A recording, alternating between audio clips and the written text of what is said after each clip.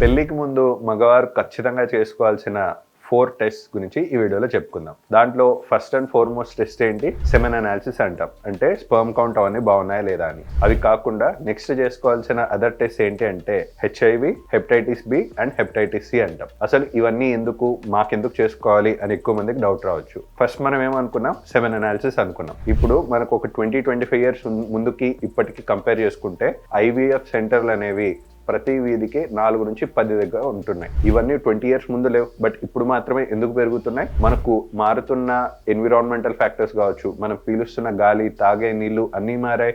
దాంతోపాటు మనకు స్ట్రెస్ పరంగా కానీ, మన లైఫ్ స్టైల్ పరంగా కానీ ఎక్కువ మందికి అన్నీ బాగున్నాయి అనిపిస్తుంది, కానీ వాళ్ళ sperm count or semen analysis చూసుకుంటే మాత్రం స్పర్మ్స్ ఉన్నాయా లేనట్టు అయిపోతుంది. బట్ అందరికీ మిలియన్స్లో, అంటే 10 లక్షల పైన ఉండాల్సిన స్పర్మ్స్ కాస్త ఇప్పుడు అసలే లేకుండా పోయేటప్పుడు అదంతా ఒక్క రోజులో డౌన్ఫాల్ అవ్వదు కాదుగా, స్లోగా గ్రాడ్యువల్లీ తగ్గుతూ వస్తుంది. సో అందుకే పెళ్ళికి కాకముందే ఒకసారి అవి ఎలా ఉన్నాయో తెలుసుకుంటే మనకు పెళ్లి తర్వాత ఎంత త్వరగా పిల్లల్ని కనాలి అనే ప్లానింగ్ వరకు మనకు పెళ్లికి ముందే సెమెన్ అనాలిసిస్ చేసుకుంటే బాగా హెల్ప్ అవుతుంది. అది కాకుండా HIV, hepatitis B and hepatitis Cకి కూడా టెస్ట్లు చేసుకోమంటాం. ఎక్కువ మందికి డౌట్ రావచ్చు, మాకేముంది, మాకు అట్లాంటి అలవాట్లు ఏమీ లేవు, మేము ఎవరితో కలవలేదు, ఆర్ మాకు టాటోయింగ్ కానీ బ్లడ్ ద్వారా ఏం కాంటాక్ట్ అయ్యిండదు, అయినా మేము ఎందుకు చేసుకోవాలి అని ఎక్కువ మందికి డౌట్ రావచ్చు. మన దగ్గరకు వచ్చే పేషెంట్స్లో కూడా చూసుకుంటే వాళ్ళకి ఎటువంటి సెక్షువల్ హిస్టరీ ఏమీ లేని వారికి కూడా మనమే సర్ప్రైజింగ్గా అండ్ షాకింగ్గా వాళ్ళకి HIVలు, హెపటైటిస్లు బయటపడ్డం మనం గమనిస్తున్నాం. ఇది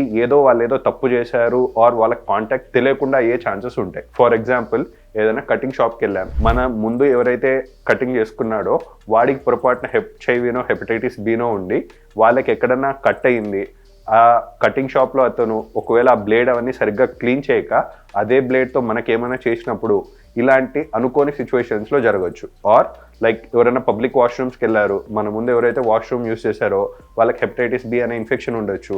ఇవన్నీ మనకు కాంటాక్ట్ ద్వారా కొన్ని స్ప్రెడ్ అయ్యే ఛాన్సెస్ ఉంటాయి కాబట్టి HIV and hepatitis B and hepatitis C వరకు కంపల్సరీ చెక్ చేసుకోవాలి.